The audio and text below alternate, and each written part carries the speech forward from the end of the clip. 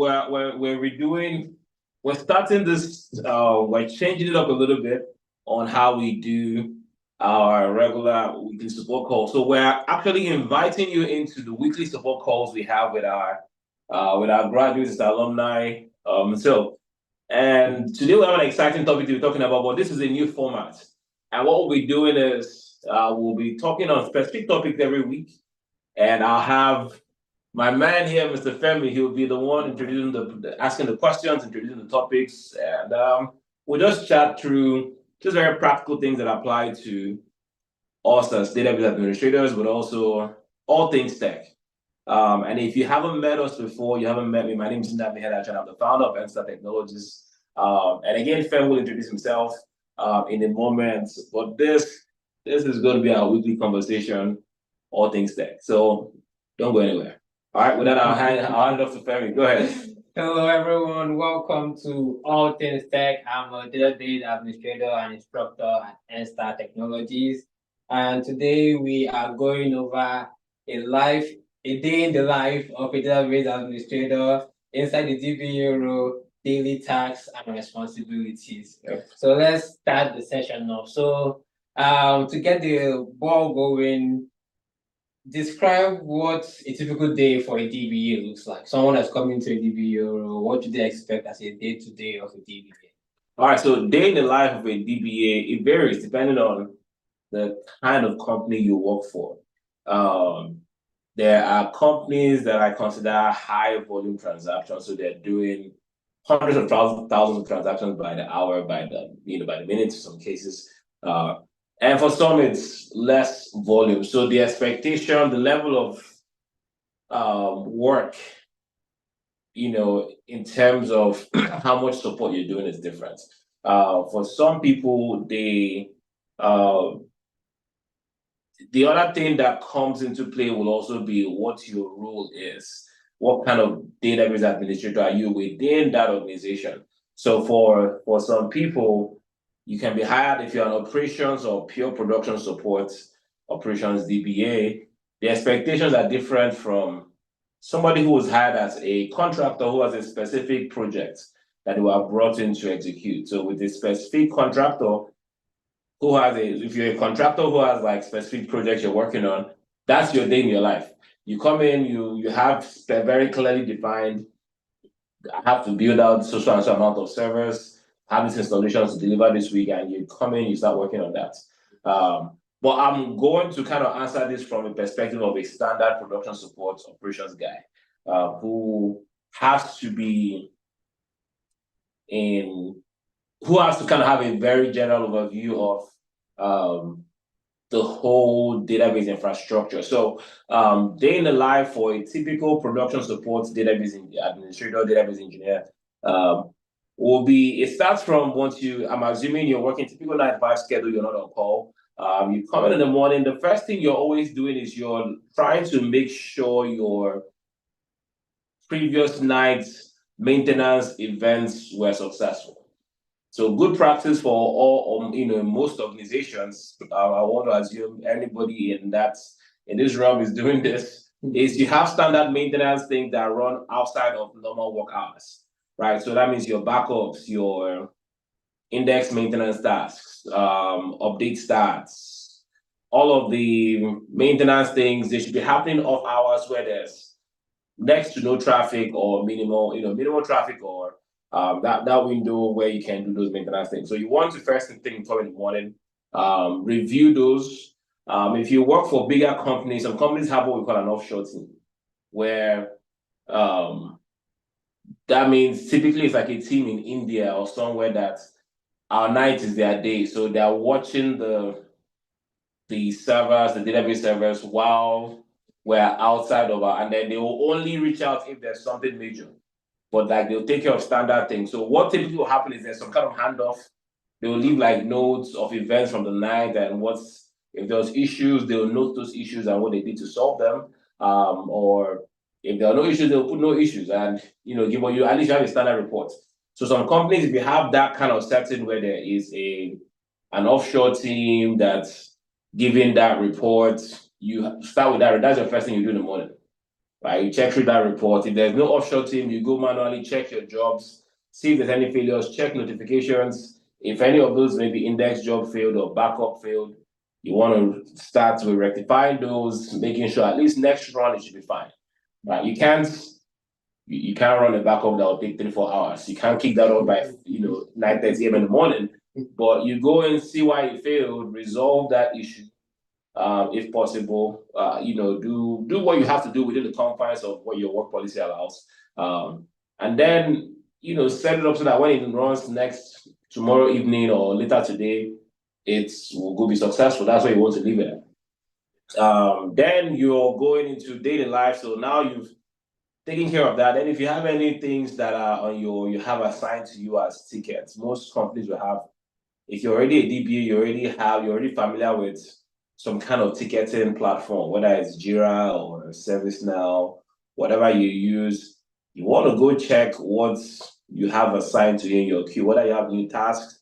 You want to make sure that you are on top of those things that are assigned to you. If you have projects you're part of, just anything you're working on that is in your tickets. You want one of the key aspects of our work is making sure we are delivering on time, right? Especially for things that have a set time, whether it's an issue, break fix issue you're looking into, you're working on, and you have a set time to work on it. We have these things called service level agreements. Again, you're probably familiar with them as a DBA, right? And so you don't want to break that service level agreement because that can lead to basically you're breaking an agreement. There can be consequences for that. You're graded on those things unconsciously when they do those reports and your manager is bringing up those sheets. Those are things they are looking at and using to appraise your performance on how fast you deliver your tasks. And so you don't want to drop the ball on any of those things. So make sure you're communicating. If there's any coming due, you're communicating updates, feedback, where you are, where we are on things. Get on top of things you're working on, and typically that can be your day. And then again, this is where the type of environment you're in comes to bear now. If it's a project-centric environment, you're working on the projects that you are there for. If it's standard production support, typically we have a lot of notifications, emails coming in, or people reaching out, and it's somebody needing help with something, or an email say, like an issue, maybe like a blocking or some performance issue can come up, and then depending on maybe who is on call or the primary person or what server it is, I can okay, that's my server. I'll go pick it up. I'm looking into it. You're picking up tasks. You're working on them. You're responding accordingly. And that's typically how the day goes. There's meetings here and there. If you're in an agile type environment, you do maybe like daily stand-ups. We typically don't like meetings, but that's it's part of the job, right? So we have meetings that we are part of meetings quite a bit. If you're part of a project as an SME, meaning subject matter expert, you're going to be you might need to attend some meetings where you're giving updates on where things are with that project, any DBA related or database related or specific questions that they might have. You might have sessions with your manager, whether it's standard one-on-ones or regarding specific things. So there's different types of meetings that you can be drawn into from time to time. And then that's it. And if you're on call, that's a whole different ballgame because now you're getting to work after hours. You have to stay on your phone, just hoping it doesn't ring. Because if it rings, that means it's going to be up late that night. So that's at a very high level. That's kind of how the day in the life of a DBA is. It's really responding to calls, working on tasks that are assigned to you. And then just a lot of documentation, keeping track of what you're working on, and attending meetings. Other meetings are like peer review meetings. Maybe a colleague wants you to go over like their work before they submit it. Those type of things can also come up. Okay. So you talked about two different types of like DBA. You said the production support and then the contract. Are there any other different forms of DBA or different roles, or how you categorize it? So the way I described it for you was in the context of the employment, um, how you can be employed, right? So companies will hire you as a full-time, permanent, or contract on a contract basis. Most of the time, when you're hired as a contractor, that's because they have their guys already for their day-to-day operations, but they have maybe like outlier projects that they need. They can't pull their guys to work on, and they bring you on to maybe they're doing major migrations that will take a couple of months to 3 months. But in general, in the context of database administration, you can be, the operations production support database administrator, or you can be a development, more like I won't call you a developer. I'll say there's a production, and then there'll be like the dev DBAs, Okay. right? Or I'm looking for a particular word. It's more like platform specific. So I'll give you an example, right? I've worked for different companies. I work with a company here in Atlanta, Income, prepaid services, massive company. And in that capacity, I was standard production support operations DBA. What that just meant was all the databases we had, all close to 400 of them, production databases that we had I had oversight of all of them. There was a team, it wasn't just me, right? But I could go into any server and investigate to work on issues without I didn't need to jump any hoops. I didn't come say, hey, Femi, is it okay if I checked in, right? I could go into any database server and work on. I had my oversight was across the entire database infrastructure. It wasn't. We had custom applications, but they were not siloed. So they were all part of our interwoven as part of our database infrastructure. Now, switch it up to when I worked with HP, right? Yeah, so I worked with HP as a contractor for a few months. Well, not a few months, it was actually over almost 2 years. Was it even a contract role? I can't remember. But anyway, that's not the question here. So in HP, when you think of HP, you're thinking HPE, hardware. Okay, this is Apple, right? But you like laptops, printers, right? But HP also has a massive software division, right? Even though they got acquired by the time I was leaving. Maybe that's why I left. But again, that's not the conversation here. But they within so they had their own custom softwares that they had that they built that they supported, so people paid for. So one of the tools that they had built, all of their software stood alone as separate products. So even though they were a separate product, but it was like they were separate entities. They were their own company, basically. So I was hired under a product called Fortify on Demand, right? It was some white hat hacking type software. So I was on that team, right? I was a database engineer for that team. We had our own network person. We had our own router engineers and all of them. So it was its own small company with the company. We had our own private clouds, everything, right? So all of my expertise was focused on that platform, right? So I needed to know a little bit more about FOD, the platform itself, the tool itself. And I was more in the conversation. It was more like I was more in the business per se, because yes, I was also the database person, but I had to understand how the tool worked. And a little bit of what other people were doing, because small silo team were in HP, but were not part of the big, were a small piece in the big frame. So, and I've been in multiple roles like that, where it's right, with Verizon, it was a similar gist too, right? It's part of just this business unit that was serving this particular purpose. So the only databases that I cared about were the ones related to that application. So it's the same skill set requirements in terms of the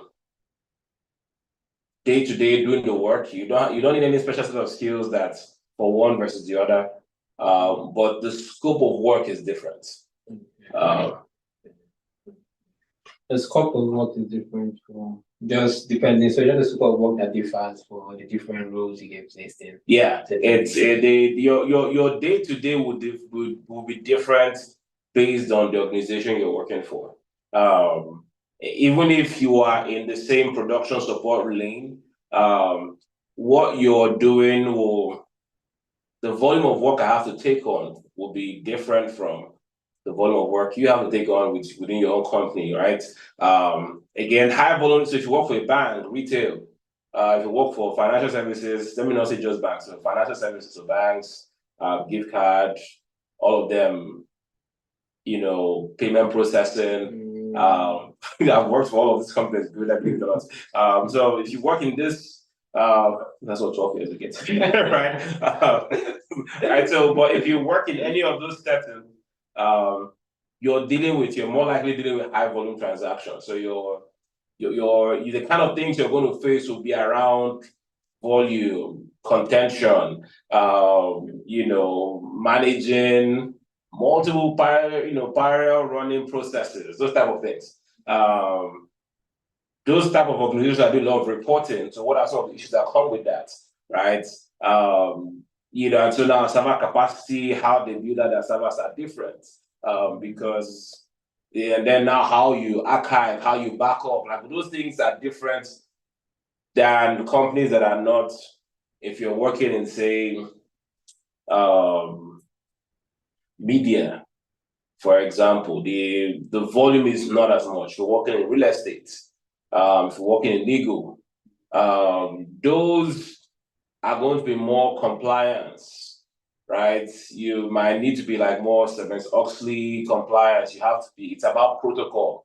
It's probably the same for like financial services too, because these are very heavily audited industries. If you're a medical, you need to be familiar with HIPAA. So expectations to be, it's going to shift, it's going to shift based on what organization you're working for. It's going to be different on an organization by organization basis. But in the end, once you get a hang of it, job becomes routine, it becomes fun. Once in a while, you're going to find an outlier issue here and there. But a lot of time, the support role, becomes there's only so many new issues that can arise.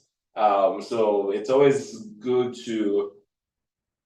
that's why I love very forward-thinking companies that are looking to how do we make what we're doing better.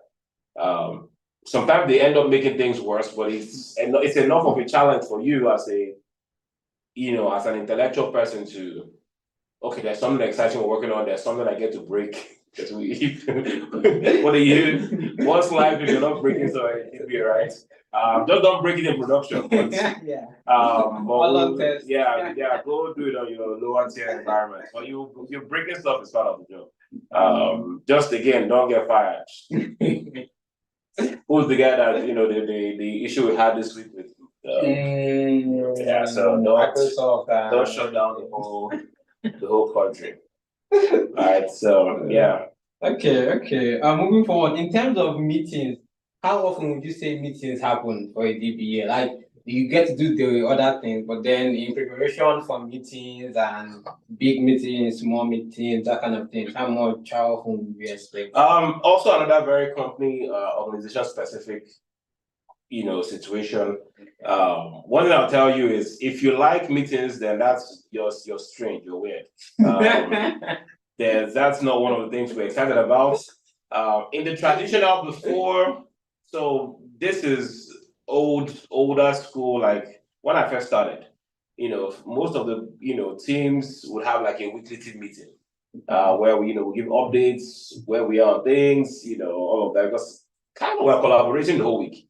We're talking to ourselves. We are, if there's 5-6 DBAs, then even when we had to work remote and all, you'd still be like on Slack or you were in touch with your teammates often. So we didn't need a formal setting to meet. But then once a week we get together, let the manager know where things are, and we'll have. So that's some companies might still operate that model. With advancements, especially with agile, and especially if you work in tech, like you work in a tech company, you can be a DBA in any realm. But a lot of tech companies are adopting, agile, methodologies for especially managing projects, delivering on larger, part of projects. And what that means is with agility, you're doing things around like they have standard meetings that are part of their protocol that we have to follow. It get annoying, but but it's so with that you have like daily stand-up meeting. So a daily stand-up will be 15 minutes every day.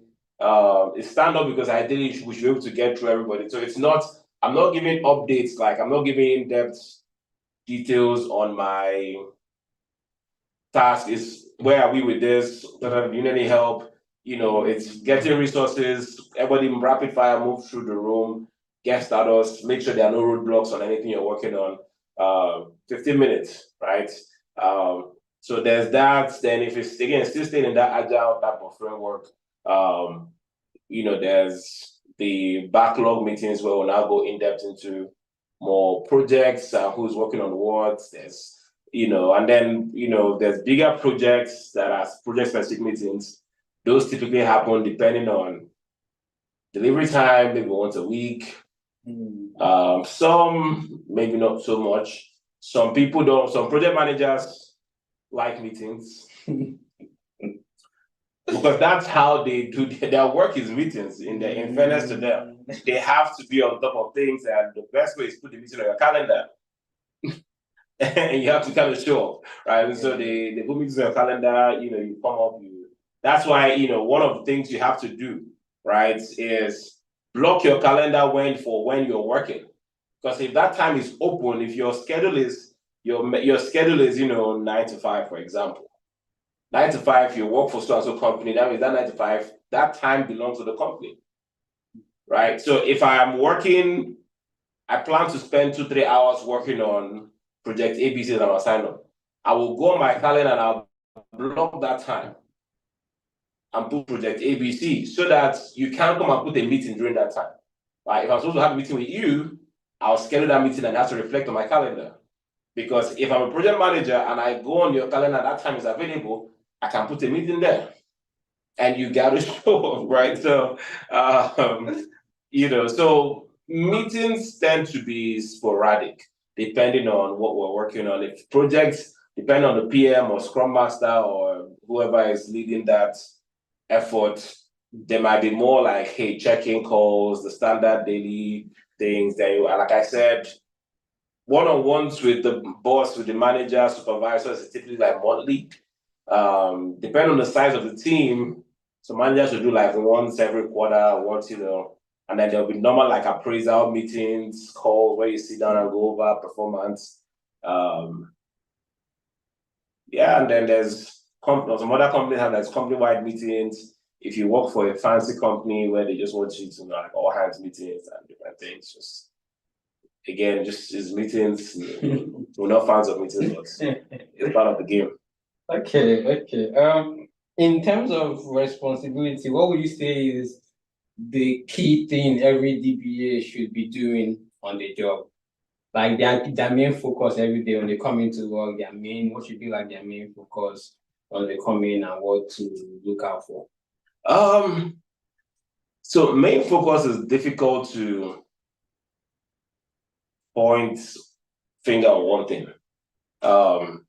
The main thing you're okay, let me say this with primary focus is data is up and no data is being lost, right? So your data, people should have, if this is a customer facing product that you're supporting, right? If I work for a bank and people are going in actively and retrieving records, their banking information, making transactions, that means the data we're protecting is actively, people are it's customer facing data. If I'm working in retail, for example, that data has to be up to date on time. So making data availability is super important for making sure customers have access to their data and information and on time. So I think that would be, I'll put that number one. Whatever we need to do to ensure uptime and availability of data is priority. And then whatever we need to do at the back end to ensure that we don't lose data, right? So whenever we're doing anything in terms of maintenance, troubleshooting, something breaks, you have to resolve it. Your primary objective in that is worst case scenario, let's get back to where we were before the issue happened. Right? But you don't want to be, data loss can't happen on your watch. Right? We can't be losing critical data, we can't be losing. So that's why we're obsessed with backups. Right? It's one of those things, just you back up all the time. When you're sure you back up, just so that it gives you something to roll back to if there's any issue. So those two things, right? In the good, without issues, focus is uptime, right? It's uptime. So that's why we'll start getting things around the high availability, conversations and everything. And then in times where there's chaos, avoid data loss. Yeah, even more than, well, you want to get back, uptime is number one. You want to come back online quickly if there's something that takes you down. But second to that, while the goal is to get us back up, don't mess things up to where you lose data. That's a lot of things go on in between. I mean, again, there's a lot of minutiae in terms of details with what we do and all of that. But just to kind of speak to that question, that's how I classify it. Okay.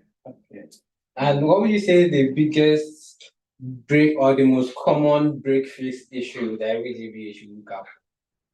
Will be like most prevalent or in their job or their work? There's no most prevalent one. It's difficult to get generic, these issues are common.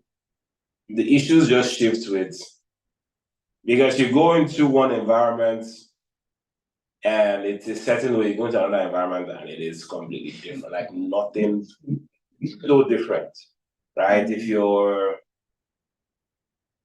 going to somewhere like, say, it's a high volume transaction type, and I've referenced that high volume phrase a lot today. High volume transaction, you think, oh, okay, I will deal with a lot of blocking contention. But some people haven't figured out properly, like, their protocols are so standardized, how they write their stock procedures are so standardized, how they run their, deployed, everything is following a pattern, and you don't see any contention. You don't see it's smooth, it's seamless, right? Because of the back end work they do. And then you go to some places where you're not doing that much and there's chaos everywhere, right? It's like, but that core design, all of that comes into play. So and because we are like in the middle, we're not necessarily as a DBA, you might not, some DBAs do wear the architect hat, where they are part of the design, depending on how senior you are, but we don't always wear the design, architects. The architects do what they do and then they hand it off to the database administrators. So we start from implementation, right? Where we're doing installation, we're configuring. If it's off at the design stage, everything else you do is likely going to be, you'll be finishing things, but how it works will be, it was not designed properly. So it varies. You will see those contention issues from time to time. You see job failures. But again, job failures is a very generic term. Anything can be a job, right? Anything can be automated. Any automated process can fail. Why is it failing? Depending on what the job is. So for everything, there's an it depends kind of answer. But job failures, it can be things around the SQL side of the job, for example, using SQL as a reference point now. The SQL side of the job might be okay, but server out of space, job fails, right? So SQL might be fine, but network failed in the middle of a job, that failure occurred, right? So we have to be able to, that root cause analysis ability to investigate and get to the root cause and go, because now you're looking at it at surface level, it looks like everything went well, but what it did not work. The job did not complete. So that means the logs in SQL Server might not give me anything.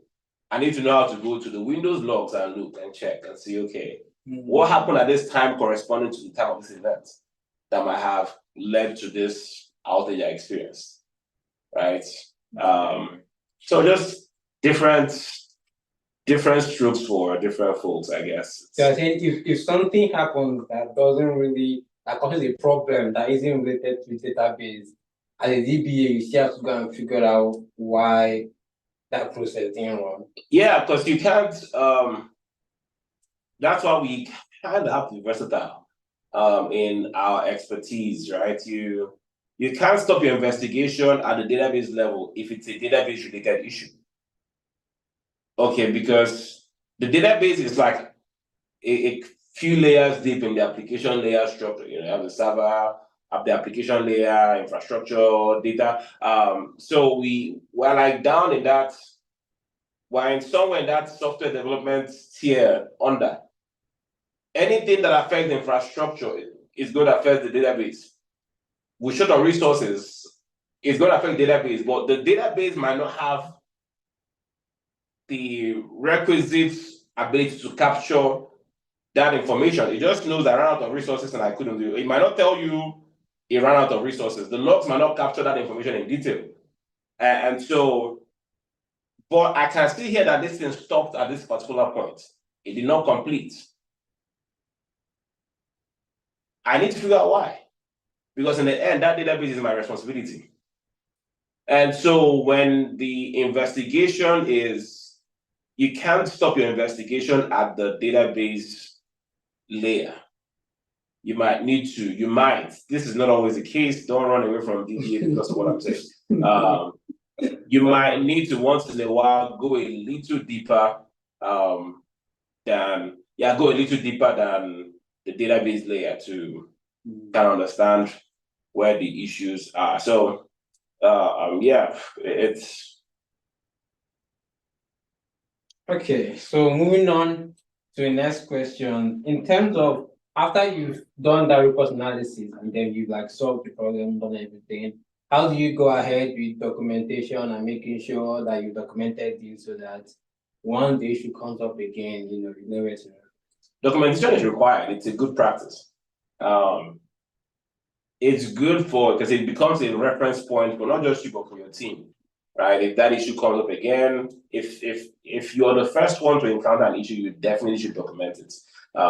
Even if there's a documented process for resolving this issue, you don't need to create a new, maybe a new wiki or something. But you also want to make sure, even in your tickets, when you are updating, you want to put these are the steps I took. This is how I identify the cause. That detail helps. Details matter.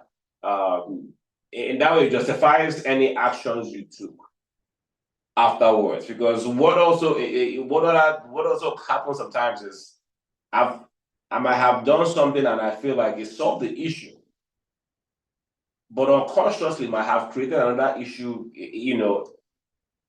for another process that is maybe connected to this somehow that I wasn't thinking of. Because I was solely focused on this like this. I didn't realize that, that book depended on this also. So I was focused on just how to, my tunnel vision, right? You did your analysis, you did your investigation and found the root cause for just one, for the particular thing you're looking at. What documentation does, it helps you work your way back in case there's a ripple effect for something. I can now go back and say, okay, maybe these are the points where we might have broken the data. So documentation always helps with, for future references, but also you never really know. Somebody can use that same document. Now we have a standard approach. It's one of those things, right? Like I go to a company and there's an issue that's recurring. You don't need to reinvent the wheel. Like when this happens, what do you guys typically do? So except the approach is completely like off base, and you're wondering like, what the heck are you guys thinking? Ask questions. That's what I would do, is ask questions to understand why they've chosen a particular way to resolve an issue. Especially if I have a second opinion. Because again, they might have more context than you. No, if you're new, in fact, they do have more context than you. So figure out why they are going about it the way they are going about it. And then if there's room to improve, if you now see truly that there's opportunity to improve that process, you can make a recommendation. Say, hey, I think if you try this, and then you can test it out, go to lower tier environments, go to test, simulate it. If it works, you could have said you were part of improving an existing process. But documentation is super important and necessary. And that's a lot of DBAs don't like that part, but it's part of the job. It's part of the job. The boring parts of the job are also the job. So yeah. Even the meetings, documentations, yeah. Okay. Are there any diverse or, like, let's say, new kind of technology that a DBA should expect to run into on the job, like something that is not prevalent in different companies? Like you use SQL Server, for example, but as a DBA, but then if you go to different companies, what kind of tools should you be expecting to kind of differ from company to company that you have to learn or get used to in a way? So tools wise, just again, be a master of your craft in terms of whatever platform you're a DBA in, focus on becoming good at that. Every other thing is auxiliary, right? Every other tool platform is to help you on that. So SQL Server, you're a SQL Server DBA, right? Our Enstar Technologies, we are a SQL Server by Microsoft Show. So we train on SQL Server. Be as good as possible with SQL Server.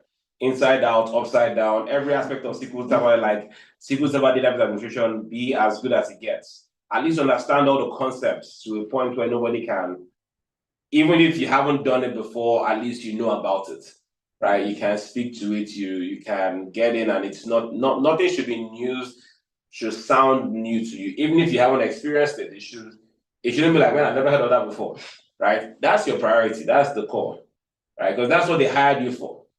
Every other tool is supporting, right? If you think of it that way to make your life easy, because the tools will differ based on the organization. Some companies that are big on automation, for example, they want minimal interference from, even though they have DBAs, they want you to do as little as possible.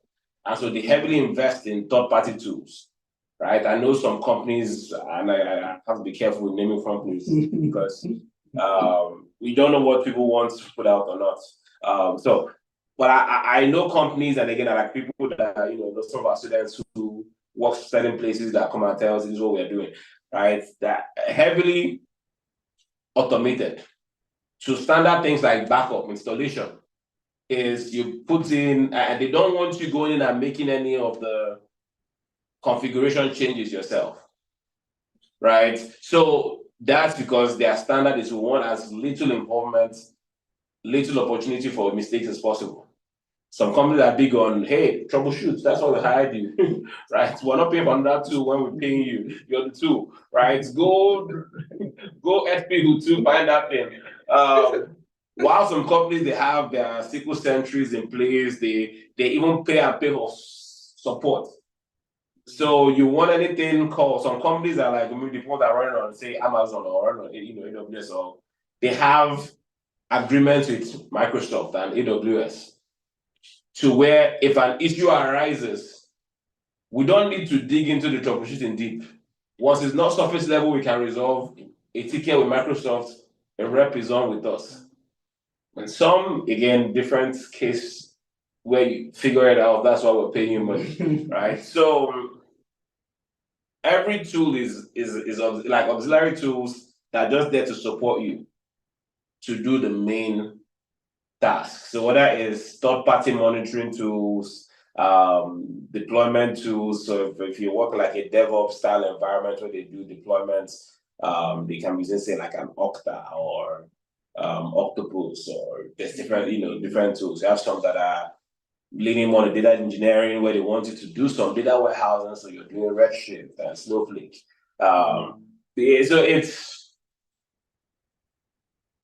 one thing I know is be willing to diversify your expertise, depending on where you are. But if you're just trying to get in, there's no way to tell what the market will demand from you or what where your next opportunity will be. But one thing you know for sure is they are hiring you as a SQL Server DBA and Oracle DBA. So that thing before the DBA, that technology before the DBA, be the baddest at that thing as possible. Like just become so proficient in that technology that nobody can deny your expertise. And then everything else will fall in place. Okay. Yeah. Okay. All right. Yeah, folks. You're out of questions. Yeah. All right, no more questions for me. I enjoyed this actually. I enjoyed this, so we'll definitely keep doing this. Wonderful. We'll keep this format. So yeah, thank you for hanging out with myself and Femi. This is our first run, so forgive his inexperience. Working on it. Working through it. If there's questions you have that you want to address in the future, you can send them in as well. Look for any information in the description, and we'll be glad to talk you through it. So, but thank you for spending some of your day, afternoon with us. We'll talk next week. Okay. Bye-bye. Bye.